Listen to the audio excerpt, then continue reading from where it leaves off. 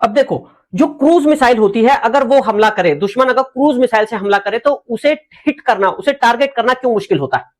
Cruise missile की एक बहुत खास बात यह होती है कि वो बहुत कम हाइट पे उड़ती है, कुछ इस तरीके से।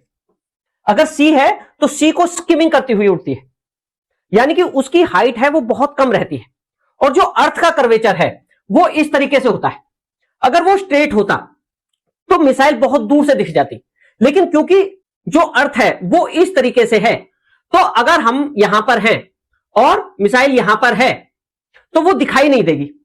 तो वो दिखाई कब देगी? जब वो बहुत क्लोज आ चुकी होगी, यानी कि रिस्पॉन्स टाइम वो बहुत क्विक होना चाहिए, तब ये उसे हिट किया जा सकता है। तो ये जो सरप्राइज एलिमेंट है क्रूज मिसाइल का, ये बहुत खतरनाक है। दूसरी एक बात और है, जो क्रूज मिसाइल है वो एंड में जो उसे टारगेट हिट करना होता है वो बहुत तेजी से डायरेक्शन चेंज करती है।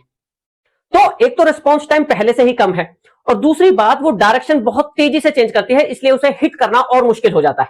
तीसरी बात, क्योंकि वो बहुत कम हाइट पर उड़ रही है, इसलिए एयर का फ्रिक्शन बहुत तेज होता है, बहुत ज्यादा होता है। अब जो हमारी मिसाइल उसे हिट करने वाली है, एयर फ्रिक्शन की वजह से जो फ्यूल है हमारी मिसाइल का वो बहुत तेजी से खर्च होता है। तो जो शुरू में जो स्पीड थी हिट करने के टाइम पे, जो वो लास्ट फेज है टर्मिनल फेज, उसमें स्पीड कम हो जाती है।